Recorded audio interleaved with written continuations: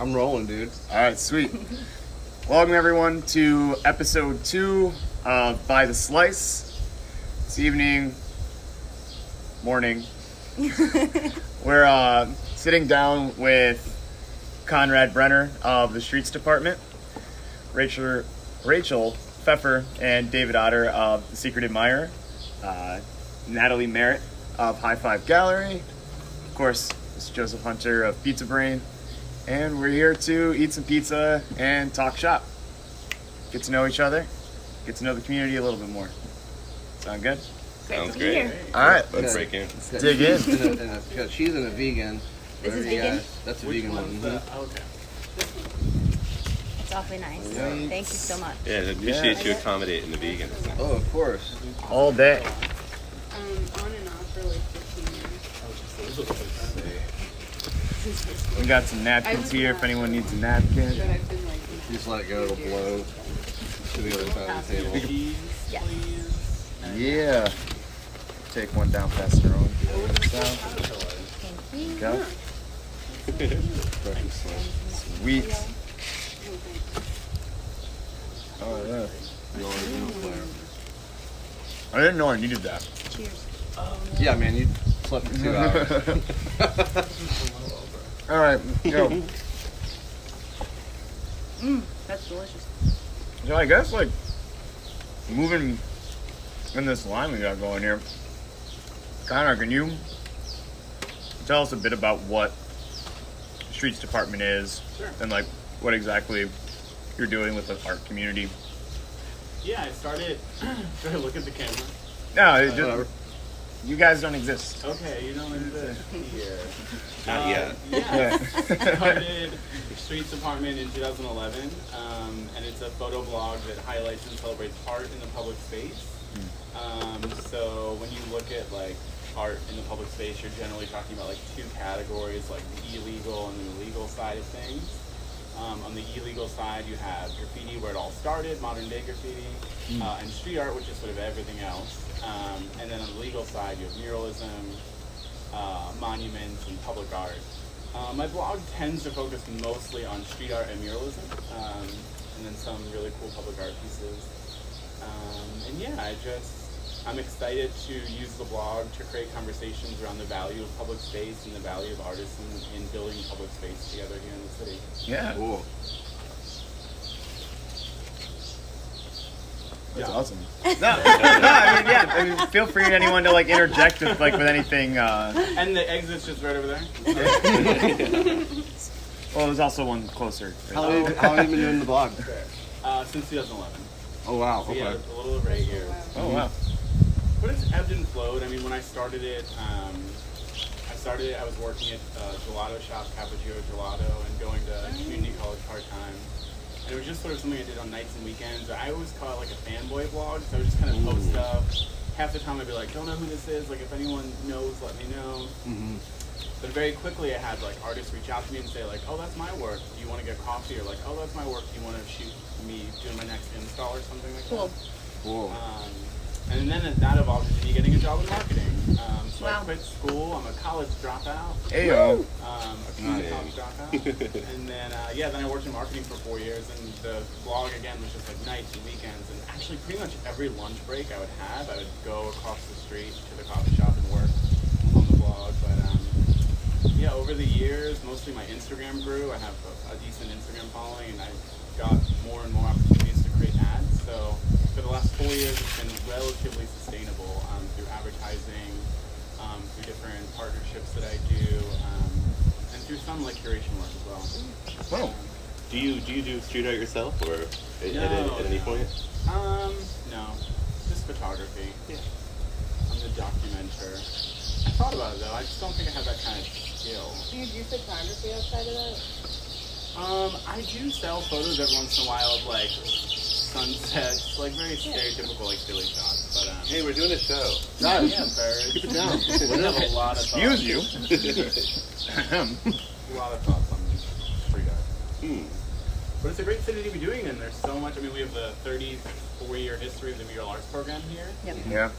But in addition to that, we have some of the best art schools here. We have a ton of like eager, creative people looking to create. And for better or worse, we have a lot of abandoned structures and construction materials that artists go on, you know? Yep. Where, you know, it's illegal sort of in name only. You know, you're not hurting anyone by putting a wheat paste on an abandoned building. You're not hurting anyone by doing something on a construction wall. So yeah, a lot of artists have ended up using it as a route to make a name for themselves and grow their work and their practice and start making money. You know, the gallery route's really tough. We could talk about that. Yeah. But it seems a lot of artists get a little frustrated with, you know, how tough it is to break into the gallery scene, and maybe street art is a way. If your goal is to sort of go there, you know, some artists just do it because it's an expression and they're not looking to gain anything from it. But some artists are looking to make it a lifelong career, and sometimes it's an avenue to do that. Yeah. Awesome. Have you found yourself in any like situations like by like, let's say you're following an artist doing an install or like a wheat face or something, and like they're like doing it like they've trespassed on a spot or something like that? Have you found yourself kind of like I kind of think of like I used to see the gift shop and like Mr. Brainwashed, you know, who was like going in like documenting these things. Like, have you ever found yourself in any of those kind of situations where you're along documenting this, but you're doing something illegally, I guess? Or Most of the people I document are doing it again on like the outside of abandoned buildings and construction materials. So there's not a whole lot of breaking into abandoned buildings or anything like that. No. So no. But usually when I'm out there, sometimes I was just out with an artist and cops drive by. I think that that's a whole nother conversation we can have. But I think if you're a white artist creating in the public space in Philly, you have a little bit of an easier route than if you're an artist of color. So that's conversations I have on a lot of like the street art panels I do. But yeah, I was just out with an artist the other day and 3 cops went by, didn't even give us a second look. I think there's a culture here of street art, there's a culture here of muralism, and I think a lot of cops just kind of think if they see something going up, and it's happening during the day, you know, it's not happening at 3 in the morning, that you're probably with mural arts or something, or the commission. Yeah, the more obvious you are with stuff like that, Oh, yeah. sometimes, like the purloined letter approach. Yeah. There's even some artists I follow who like will truly wear like construction hats and like just look like they're, you know. I keep that on deck actually for the Really? yeah. Wait, I've got the like vested all day. Yeah, That's great. wait, what do you do? I'm a visual artist. Okay. You did this mural? Oh, nice. Did you wear it when you did this mural? I don't really have to. I just break in. I got a little spot you don't know about. Climb in through one of the windows in the front. Rope ladder. We've talked so much about me. Can we pass it down, Natalie? Yeah. Okay. I would love. I'm curious about the origins of Secret Admirer and kind of what the prevailing, if not evolving, ethos has been of like, you know, what is it that you what does it mean to put this out for y'all? Is there anything besides just like making a cool magazine? Like what gets you? Tell me about that. Wrapped up. I guess I'll cover early stuff and then you can come in. Well, I mean, it's probably worth saying as like the preamble, but it's the champion of the bored and lonely. The champion of what? So, I mean, Bored and lonely. champion of the bored and lonely. Yeah. Okay. Yeah. I started the Secret Admirer back in like 2009, early 2010. The first iteration of it was made like mid 2009, but it didn't really take off at that point. Actually, there was an earlier iteration in 2008 in Bloomington, Indiana. But basically, it was kind of I'm someone who has, through the course of my life, struggled with depression and suicidal ideation and kind of like vague and ill-defined mental illness. And so the original iteration of The Secret Admirer was kind of trying to be a venue. I was a freelance writer. Like I would work for free weeklies like Philly Weekly or City Paper, or like things like that, but in different cities. And let's put this lucky stone over here. Hey, Keep that wolf's mouth shut. perfect. But you know, just kind of like trying. I feel like back in 2008, 2009, there was much less of a prevailing like the dialogue surrounding being sad and being kind of a fuck up and like not understanding your life, it was not as prominent. I think now it's much easier to talk about things like that in public, but at the time I kind of felt like there needed to be a venue to discuss just like, hey, like I thought about killing myself today, here's a funny story I wrote. And it resonated really hard with people. Like just because it turned out there was like fertile ground for that. Is the laughter part of like your coping? Yeah. Sort of like, Yeah, just kind of like, like gallows humor. Just to deal with like your own like Gallows humor? gallows humor is like the joke you tell when you're on the gallows and you're about to be hung. Like like the gallows, like when your neck is in the noose and like you tell a joke. But it's I just kind of I was also at this point in my life I was a degenerate. I was drinking a lot and like I got fired from my waitering job, and newspapers weren't accepting my pieces anymore, so I was like, all right, I gotta like fucking do one last like heroic try. So I went into the public library and just designed a secret admirer and I had $9 left to my name, and I bought a $1 cup of coffee and printed out $8 worth of this issue, and then went around to local businesses and sold enough of them, like enough ads for the following issue, that I was able to pay rent and kind of like put out that issue and one other issue. Just like it was a rainy day, it was February 1st. Thank goodness you set the stage. I had like an umbrella and just like this little clutch of papers under my arm, and I'd walk in. Where is this movie? I want to watch this. That's the retirement plan. Yeah, we're gonna make it. Liam Neeson's in there somewhere. You can't do it. But this is like me coming off the end of being like a scumfuck, like alcoholic train kid, like riding trains around the country and shit. And so like I got all this money, and I was like, I could just leave and I'd have this money. But then like, so I was like kind of thinking of taking the evil route with it, like just like fuck this, like I got money now, I can go like drink in somewhere in like California for a while.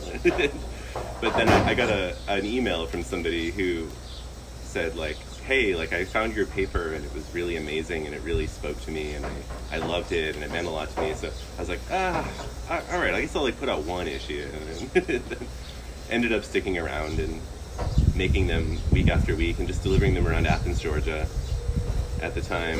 And So cool. it ended up becoming like the only job that I could maintain at that time in my life. And I would just, I'd get up in the morning and go and like make a crossword, like write a few articles, print it out at a shop, and then deliver it. It only took like a day or two to do it, and it kind of got a cult following. Yeah, I mean, what's it like? What's the community acceptance of how it's been in Philly the same as like how it was in Athens too? Like, is it kind of brought in, like welcome with like open arms in the same way? I would say in a different way, in some ways greater. I think Philly's kind of the perfect place for the secret admirer. Like I've done it in a few places. Like it's been in Bloomington, Indiana. It's been in Athens, Georgia, and it's been here. And Philly's a larger city, so there's more opportunity to engage with people. But I originally, like when I started delivering in Philly, when I moved here after the Occupy Wall Street debacle. Oh my gosh! Why did you say debacle? Oh, just in Philly, like it fell apart a little bit in Philly in a way that I'm fully supportive of the movement, and I was a part of it. Yeah. And I just But the way it kind of fell apart. Honestly, upon thinking about it, I wouldn't call it a debacle. I think it was a fantastic movement, and I It's 9 think in the morning. it did great things. Yeah. I say debacle because I was personally disappointed in certain aspects of it, but I hold it to a high standard because I believed in it so much, and was like right there in it.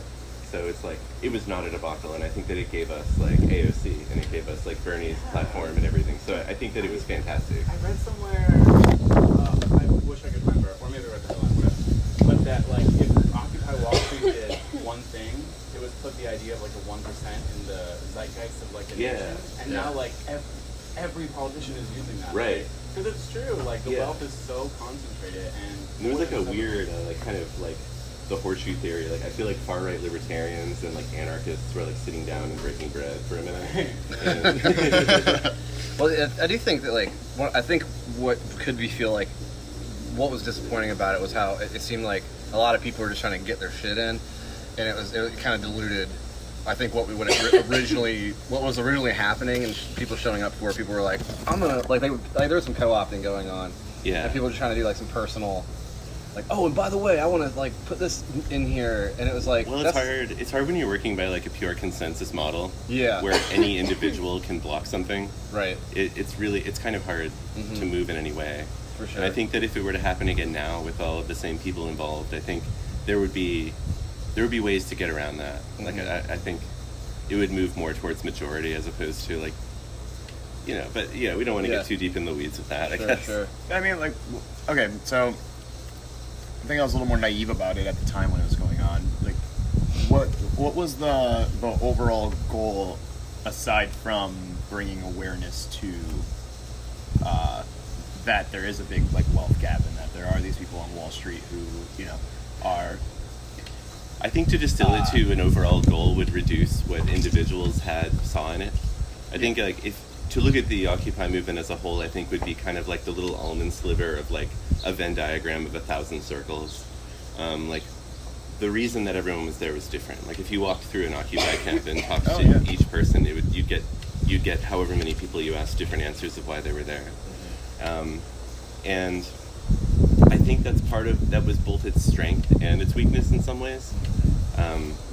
Lacking a cohesiveness, I guess, in a sense. I think lacking a cohesiveness in certain ways allowed it to be easily attacked.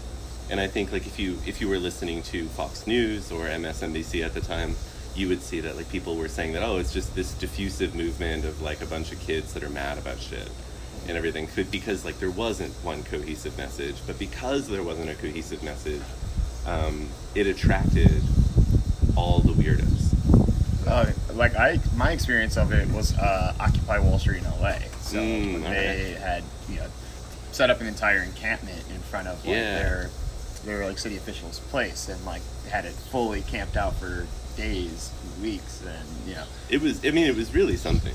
Oh yeah, like. And I think it kind of like, came in on the back of like the Arab Spring and just things that were happening globally at the time that kind of allowed people to think that it was possible.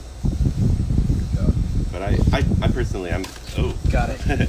I'm an anarchist, and the secret admirer. I try to slip in my propaganda when I can. You know, it's wild, like that term anarchist, like, and what anarchy and anarchism like are, and how like much different they are. Yeah. Like anarchism versus anarchy. Oh sure. I feel like I think I see more people finding out that they're more in line with anarchism than they think, but not realizing it because they're kind of thinking in more of like an anarchy sense of like. I mean, it's really easy to take shots at anarchy and anarchism. Like, it's really easy to kind of sit there and say like, this is why that would never work. But it falls more in line with liberal, like. I think anarchism takes an inherent belief in like the human organism. Yeah. Like I think you need to believe that. I think that's kind of one of the main differences between like real far right conservatism and like real left progressivism is whether or not you believe that people are inherently good. Because I think that far right conservatism, it's kind of like we could never trust people because people are inherently bad. And I think anarchism, it's kind of a trust fall into humanity as a concept. Yeah. And this is already another spiritually dense podcast. Also, feel free to like dig. Oh, I'm gonna. We're locked in, people. This is it. Yeah. So anyway, I moved to Philly, and I did it here for about 7 years, and then I kind of got to the end of where I thought I could do more stuff with the weekly. At this point, it was a single 11 by 17 piece of paper folded over, with ads along the outside edge. We still make those once in a while. Yeah. They're really fun. Yeah, they like pop up randomly. It's cool. It's like I don't know. It's a nice little treat. Little, hey. Easter egg for the fans. It's for the long. I feel like it's for the longer term fans. You know, that just love it. But so I did it here for a while, and I decided on a triangle. I was like, all right, I need Satellite Cafe, Rocket Cat, and R.I.P. Grindcore House. Yeah. And so like that was the Bermuda Triangle. I was like, all right, I'm just gonna ride between these 3 places and find all the spots along the way that I can deliver to. And because I mean, Philadelphia is so much bigger than Athens that I had to kind of like reduce. Because in Athens I could do the whole city. Yeah. But in Philadelphia, like it takes me 5 Yeah. times as long to do like just a sliver of it. We get requests for like Germantown delivery. Oh yeah. Like, and or sometimes media. Yeah, sometimes we've done it, Whoa. but it's like it's a lot. I was just seeing you like out in the cold in like West Philly when it was like raining, Oh yeah. and you're just like on your bike doing deliveries. And I was Yeah, like, oh, I that mean, looks it gave me rough. purpose. Like, honestly, like the Secret Admirer saved my life for sure. Yeah. Like, I needed something that I was like, okay, people are relying on this. Like, the whole ethos of the Admirer, like the vibe I was going for was kind of a lowest common denominator. Like, when you pick this up, I wanted to feel kind of vaguely like you're getting a letter from a friend. Yeah. Like, cause I'm Yeah, It does feel like that. You really do come across with that like vibe very well. Like because I'm that's where way of putting it. Honestly, that's where I started writing. Like I got into writing when I was younger because I got into those like when you're in 4th grade and you can like get a random pen pal Oh, from yeah. Canada or Yeah. something. Like that's why I loved that shit. I had like so many. Yeah. And I was and that's how I got into writing. I went on a Tinder date with a doctor of writing like a couple of months ago, and she was like, yeah, I feel like you're like a folk writer. Like you come at it from like writing letters. And I was like, yeah, that's it. But she just, thought I was a folk artist, and I'll take it. But yeah, so I did that here for however many years, 7 or so, or no, like I guess 6 here, and then I was on a road trip with a mutual friend of Rachel and I's. And Rachel had already been in contact with me. She lived in Colorado at the time. She grew up here. But she had contacted me to say that she would do design work for the Admirer for free if I would, because I put some like whining, like self-aggrandizing post on Instagram or something saying like, guys, I can't keep doing this. I'm writing this paper in my own blood and I don't have any money anymore. Like some bullshit. And she was like, yo, if you need help, like I'll help you out. And she kind of created her job by filling out the application correctly. Well, I mean, the way I had gotten in contact with David initially was because I had found a Secret Admirer that had like what I think was a particularly blistering piece in it, and the letter to a friend thing, like that vibe really resonated with me. I think also kind of along the lines of what David said earlier, where it's sort of like, I thought about killing myself today, and then here's a funny story I wrote. Like, I think I really get that, like, real hard. Because I think there's something to writing about that kind of stuff where if you make it, I guess if you're a person that has struggled with mental illness or like any kind of issues like that, it's sort of just like part of your life that's always there in the background. So if you're making like art or writing like that, it's really interesting to me when someone can successfully do it so that that is part of the background. Mm-hmm. And then the art is still sort of about that, but I feel like that like captures the feeling of that kind of like more truthfully in some ways than something that's super on the nose. Mm-hmm. And I think, like in hindsight, that might be, like when I saw this thing, I was like, this is the thing. This is amazing. And this was years before I ever talked to David or met him. It was in like 2012 or something. Wow. Or 2013 maybe. Yeah, that particular issue was I use a lot of pseudonyms. Like I try to spramp it up by like being like, oh, there's like a bunch of people making this paper. Like when I originally started in Athens, That's awesome. I put That's so smart. I love it. I put a Look, we have a Craigslist. staff of 46 people. Yeah, you can believe in us. Like so I could sell ads because I thought people would believe in it more if they thought it was like a legion. But like, I put up an ad on Craigslist on the jobs page, which was really hot back in like 2009. 29.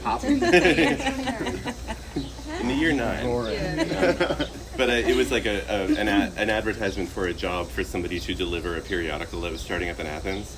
And then, like, a bunch of people responded to it. But then I just started delivering it and said, like, yeah, I got that job off of Craigslist. And I don't know these people. They just, like, they send me shit on PayPal. And then I go to the print shop and pick it up and deliver it. I don't know the writers. And and I had, like, this whole cast of writers. And Wait, Wow. I think, did you like publish that story or something Probably. Because for some reason that's how I remember like being told that's how I got started. A lot of people don't remember every time it's in the magazine that some of the writers are pseudonyms of David. Like, it's been published, and people just don't remember it. But then, like, I was maybe like a year after starting it in Athens, I was in a bar, delivering the Admire. I stopped in a bar, and somebody ran up to me and was like, "David, the dude who writes the Admire is here."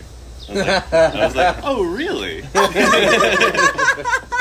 and I go and there's this like mustachioed, like 2011 looking motherfucker, just like sitting at the bar talking about like, yeah, like blah blah blah, like I'm the writer of that. And I was like sitting there like, oh, so what did this article mean? What were you thinking when you wrote this article? What was the significance of this image?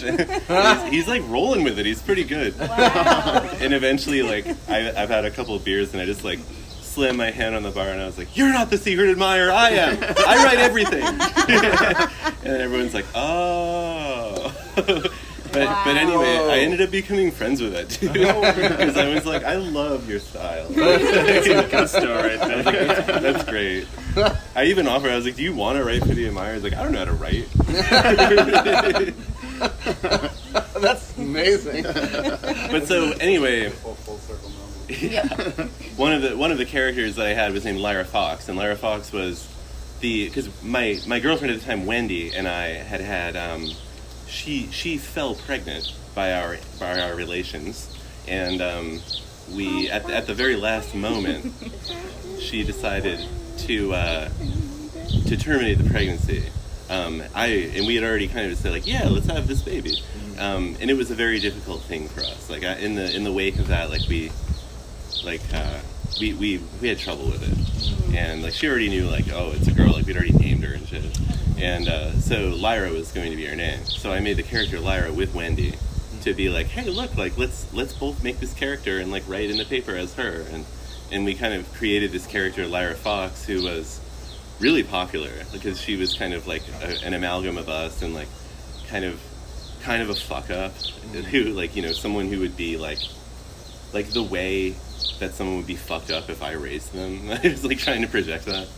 But anyway, Wendy and I eventually broke up, and so I decided like it's not really right to continue using this character that we made together. And so the article that Rachel first read that really struck her was me, like the farewell letter from Lyra. Oh. Kind of her saying like, I'm gonna leave, like I can't help you, I'm broken, I'm sorry. Like it's Wow. Yeah. yeah. But so that was that, I think. Yeah, but when I met David, we hung out in Colorado for a few days, and I had offered to help with ads because like I'm a graphic designer, and when we were hanging out, I guess David was sort of at a crossroads with it at that point where he was like, well, I kind of feel like with the Blue Weekly, like I either need to stop doing it or turn it into something else that's like a longer format monthly magazine with contributors. And I was like, oh, I want to work on that. And he's like, cool, I want you to work on that. And so I was about to move back here in a few months, so I did. And then we did that. And yeah, it seemed, I guess, like same as what I said before with sort of the tone of something being more in the background. It's like, well, what if you design a thing that sort of has this undertone of all this like dark but like real humanity stuff, but like it looks like this. It was sort of like, to me it felt like a project where I was like, I know exactly what this is supposed to look like. Mm-hmm. And it was, and I think I was right. Like, I mean, I think you were too.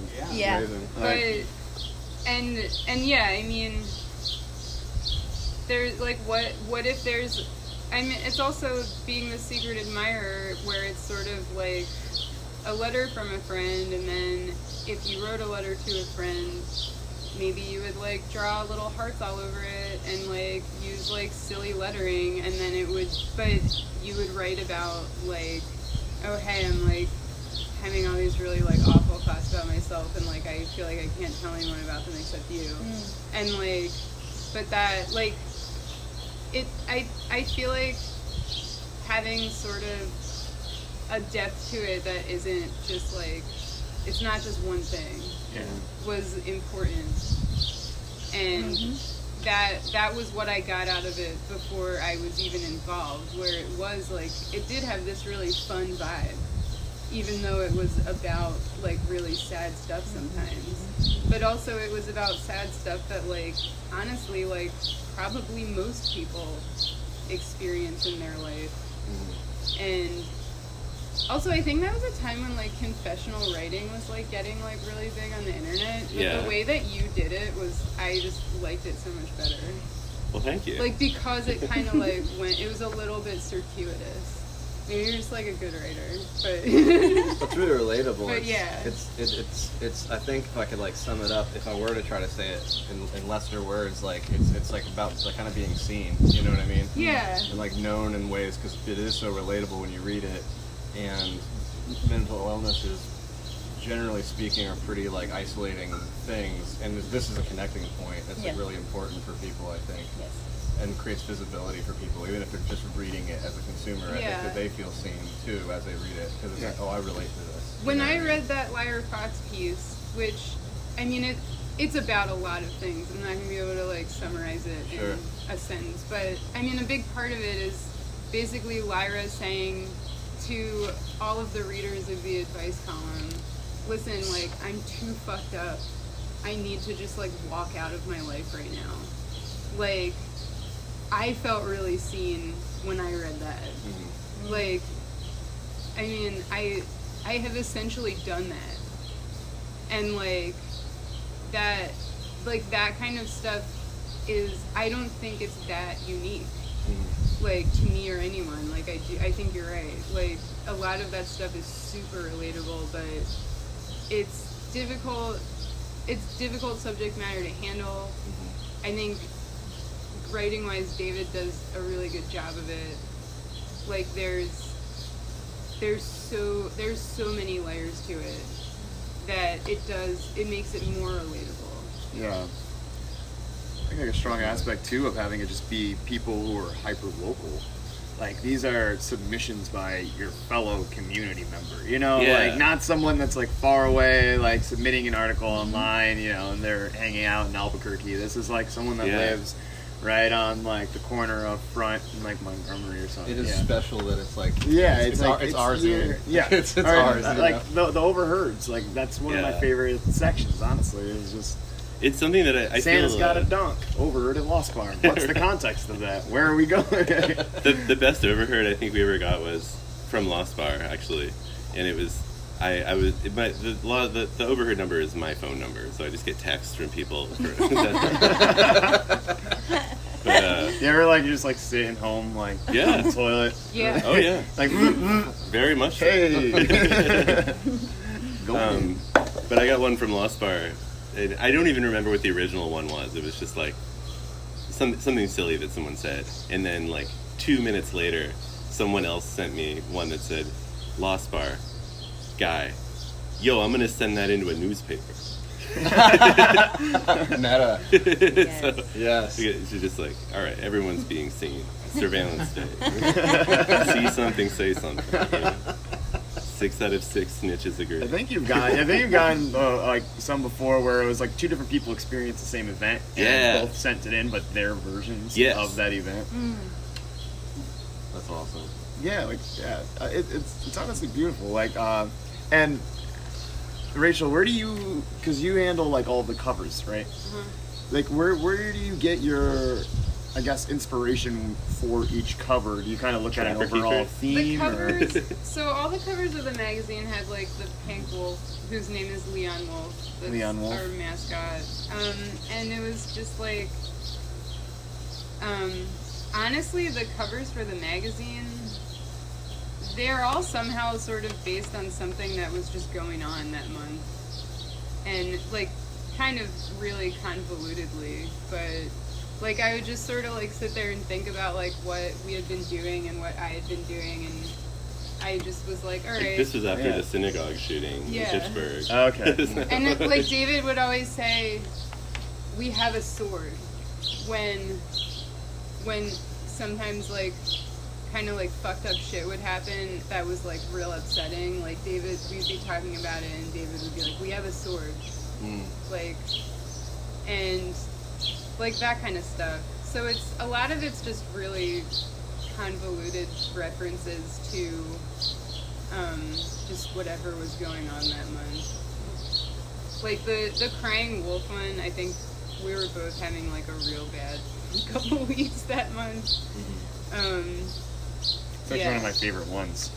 Like that gradient into the. Yeah. Oh grid yeah, style. the background stuff is totally like old Trapper. I love old Trapper Yes. Keeper type of design. Yeah. So Yo, good. big fan of I know. Lisa Frank over here. Like, Yeah, that's a lot of the Philly Weekly pages that we do now. I have sort of just designed them like, and like this looks like a Trapper Keeper, like a board game from like the late 80s. Like I Yes. think, I mean it could just also be like that's like how old I am, but But it's like, familiar. There's something Yeah. like you look at it Yeah. like, oh, did I already see this? But I I keep know- these in my Trapper Keeper. Yeah, but it's also, I mean, I think there is a vibe to that that's like, I mean, it still is sort of along the same lines of like, this thing can be about this and look like this. Exactly. Because like, my life is about this, but it looks like this. Yes. Yeah. Like,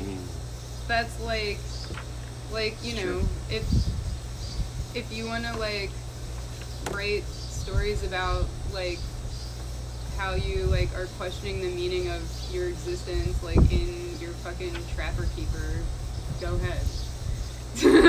Well, it like the cover and like the covers of each one and like their illustration and their colors and like your palette choices and honestly like your composition with each one, you know, with the roles that Leon takes throughout it, you know, just being like another, you know, animal in the galaxy or whatever, but then like taking a more centerfold, you know. That's the first one. He's still a baby. Yeah. Is he a puppy there? Yeah, he's Yeah. a He baby grew up, wolf. he was born That on was, the that other was That's issue the, 0. That's the one that How did he get here?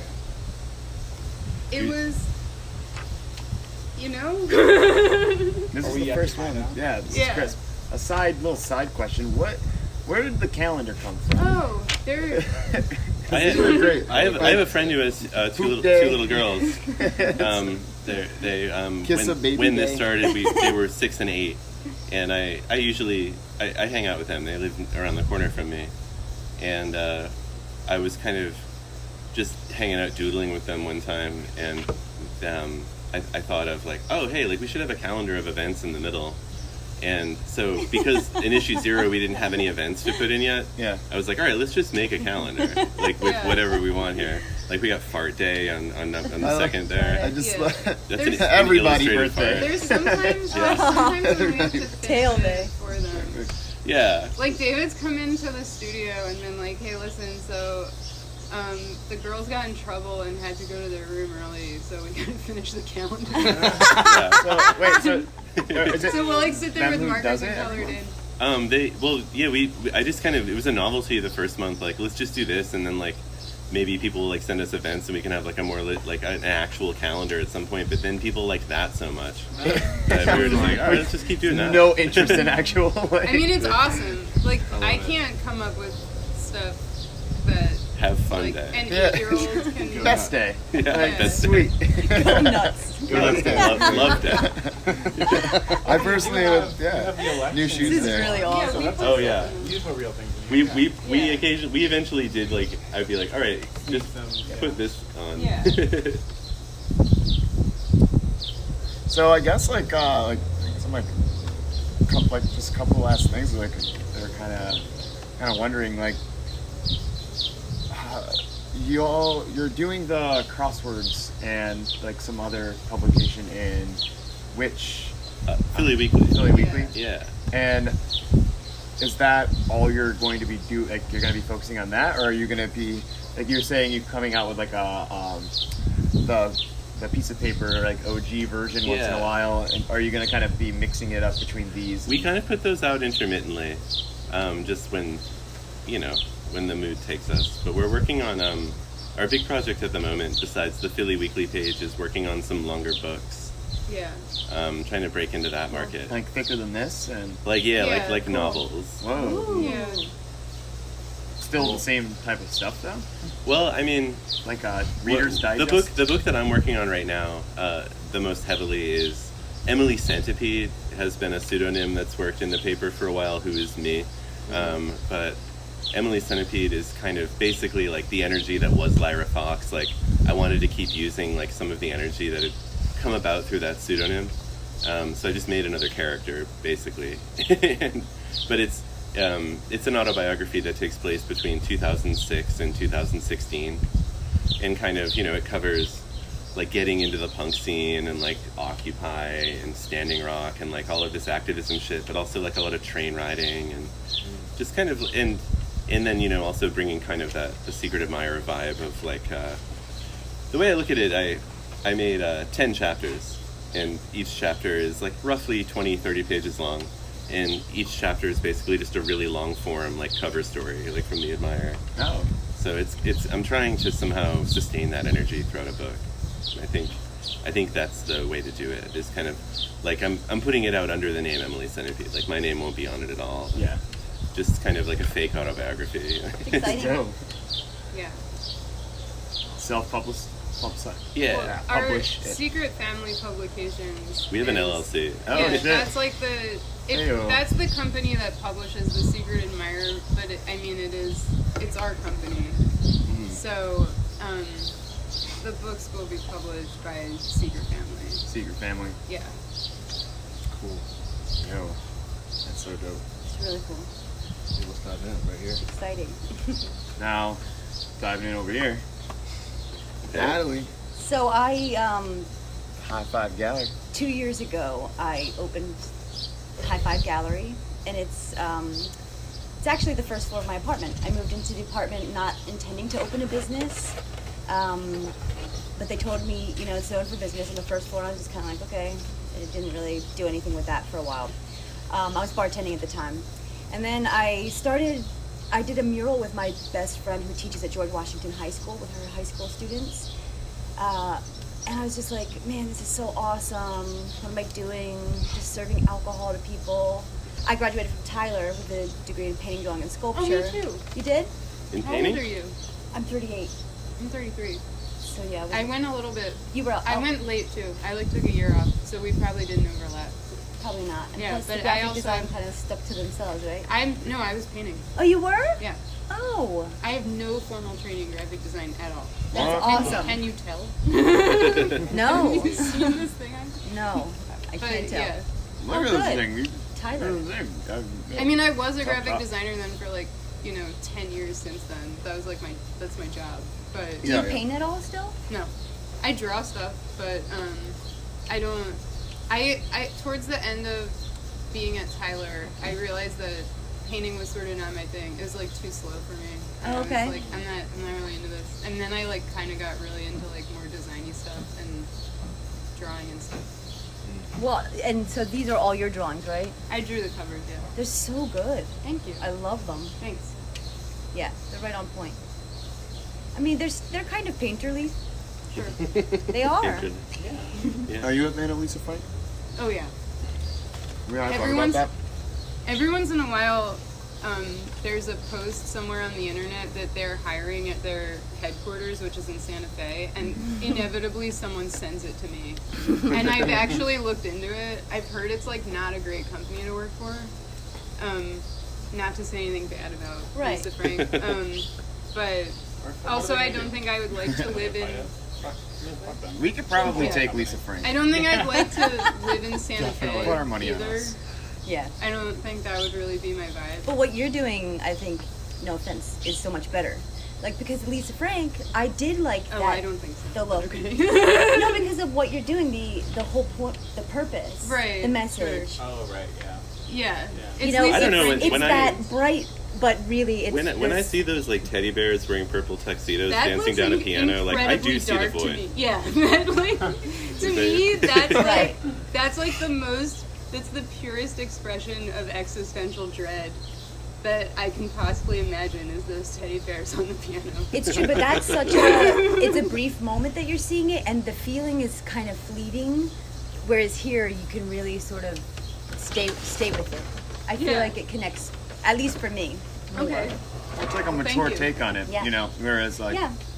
I mean, it's it's definitely influenced by that. Yes. That was like big to me when I was a kid. And But I feel like this age. so with yeah, me. like using those colors and like whatever. Yeah, sure. But I mean, Lisa it's Frank not, After Hours. Yeah, it's Yes. like it's On like Hulu. like sad after hours Lisa Frank. After the bar closes. Yeah. And that one regular is still sitting at the end, just like stirring ice around the bottom of the glass. That one teddy bear. I have this dream of just sitting on the beach with Lisa Frank drinking Zima. I said that before they re-released Zima. Something Now it's like different. getting like closer to Yeah. possibility. Just like golden retriever puppies. I feel like what kind of animals do you think Lisa Frank has? Do you think she's got a Well, listen. shit ton of birds? Parakeet. Chameleon. Yeah. She definitely has a Persian cat. Oh yeah. But you know that for sure. I have a feeling. Really what's happening here is Golden she has a retriever. Persian I cat. just got a Persian mixed cat from Paws, and I put him in my room, like my like princess bed with my pink Christmas lights, with my kind of like bootleg Persian cat, and I'm just like, all right, I got this. So essentially, I was trying to answer a need, which Conrad spoke about before, how difficult it is to get into a gallery. And she's a watercolor artist, and I was like, so are you having another show? She's like, I'm trying to, but it's so difficult. And I was like, well, what's the experience like? And she said she was naming all these things, and it sounded pretty horrendous. And so I was thinking, all right, so if you don't know somebody or you don't have an in, how do you get in? Where do you begin? And I thought, okay, my little space, it's the perfect thing. It's kind of cozy. There's a little fireplace. So there's something sort of familiar about it. I feel like you come in and you kind of feel comfortable. It's not this big echoey white chamber with someone staring at you. I've been at shows at your place, and I get that vibe for sure. Oh, thank you. I'm so glad, because that's how I felt when I first walked in there. And then inviting a bunch of artists, that's exactly what the vibe became. It became a whole family. Every single time we had a show, people started coming back, and I'm like, oh, and they would bring their friends, and there was a sense of belonging. People would stay.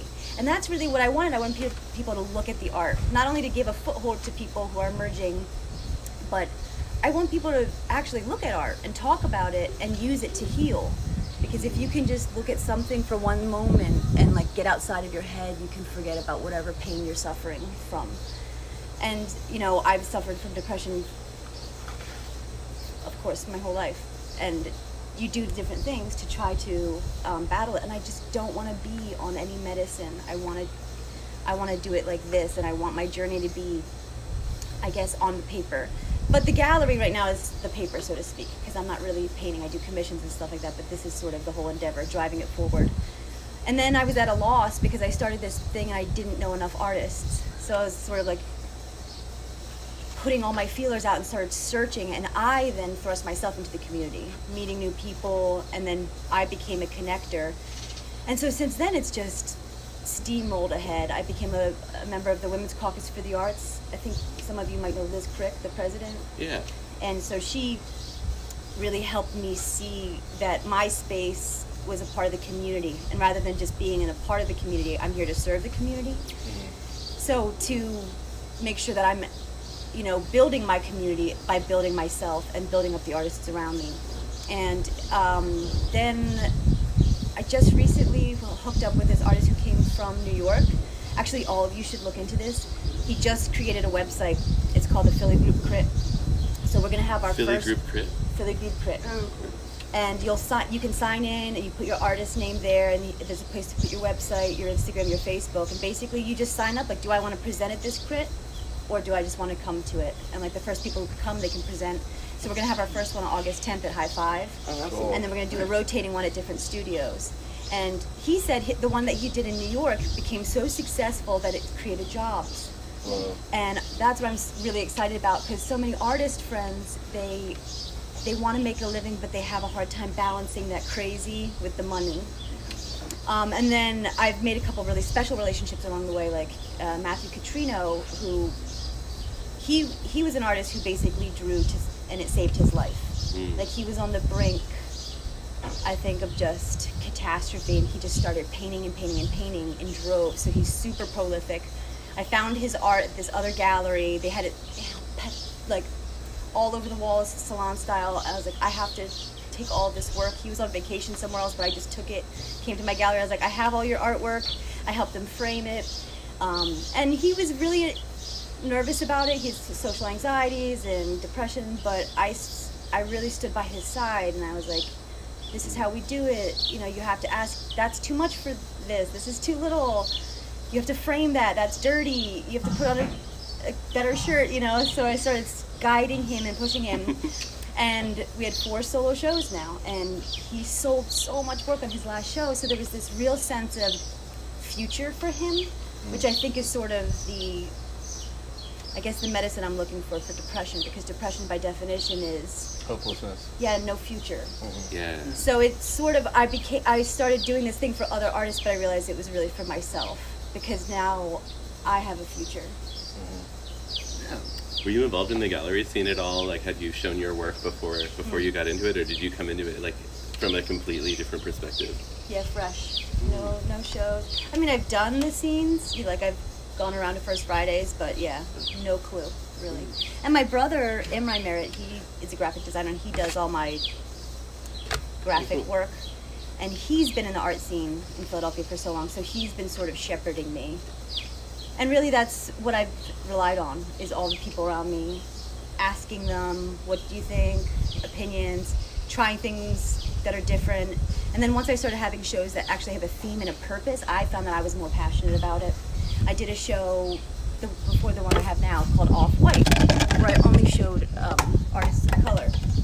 And Good name.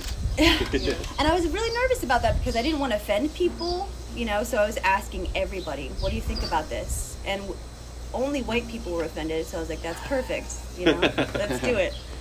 And again, that wasn't necessarily just local people, so that's not just the community, but it was to answer a need. I think that if I'm going to be a gallery and I want to say I'm inclusive, then I need to put my money where my mouth is.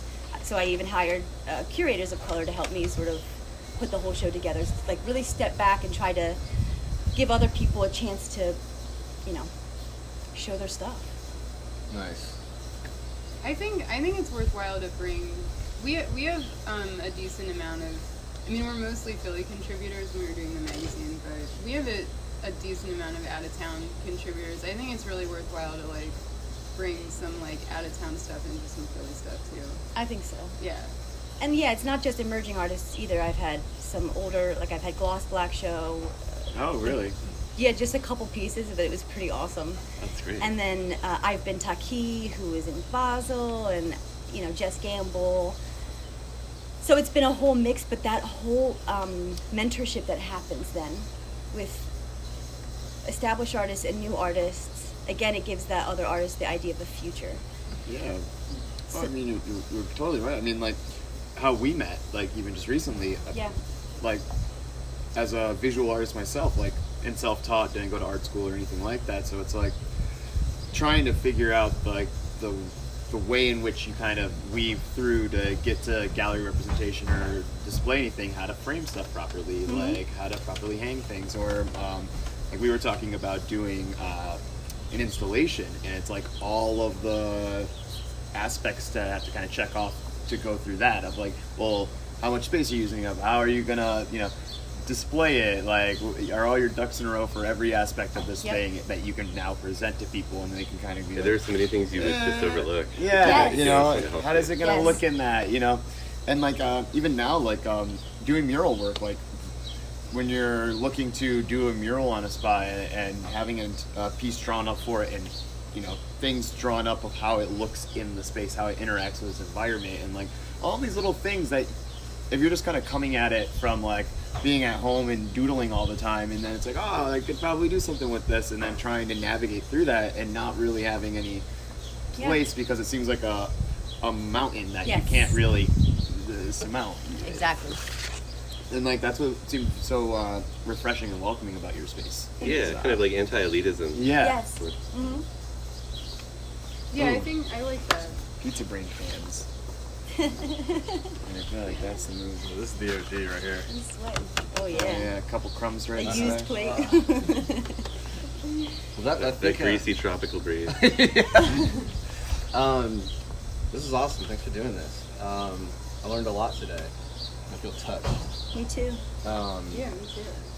I think it's It's been a pleasure to share this conversation with all of you. Yeah. Same. Thank Yeah. you. I Thank think you. we're all friends now. definitely. Perfect. That's the idea. Like, pizza is powerful as fuck. Yeah. Like, it's a strong thing. I get your thesis I feel now. like, Yeah. like, I'm just saying, like, good. on some real talk, I feel like people don't understand how strong pizza is, like, as a thing. It's like, Yeah. it kind of transcends all other food groups. like we're all sitting here over some pizza. Yeah, just one last anecdote. Once I was delivering in Athens, Georgia, and I went to this bar that had this like open pizza party going on. And Ooh. I walked in and like delivered the paper, and there were like 10 pies out, and I like grabbed a slice on my way out, and this woman like ran out after me like, "You're not allowed to have that pizza." And I was like, "Yo, if you're having a pizza party in a public space, it's everyone's pizza." Definitely is. It definitely is. And I made an enemy that day. Like she maintained disliking me for years. Wow. Wow, that's a lot of like pent up energy to have off of not as much like energy take. Like, Yeah. oh, pizza- you took it's the pizza. power I'm of gonna pizza. hold that for years. Like, Yep. shit, I have a tough time committing to anything for years. You guys want to do the solidarity clap? Solidarity. How's that work? It's just you just kind of all look at each other, and we're gonna try to clap once together, Okay. and we can try to follow Rushawn. We're just Alright. gonna all look at Rushawn, and we're just gonna clap it together, Fuck. and that's the solidarity clap. Is the pressure? 3. No, dude, you just kind of We're gonna feel it. you're gonna feel it. All right, That's it. there it is. Nailed This it. is the There it film is. cut that right Yeah. there. No, I usually just keep running. He'll never end it like clean. It has to. It has to ramble on in the beginning and the end. Yeah.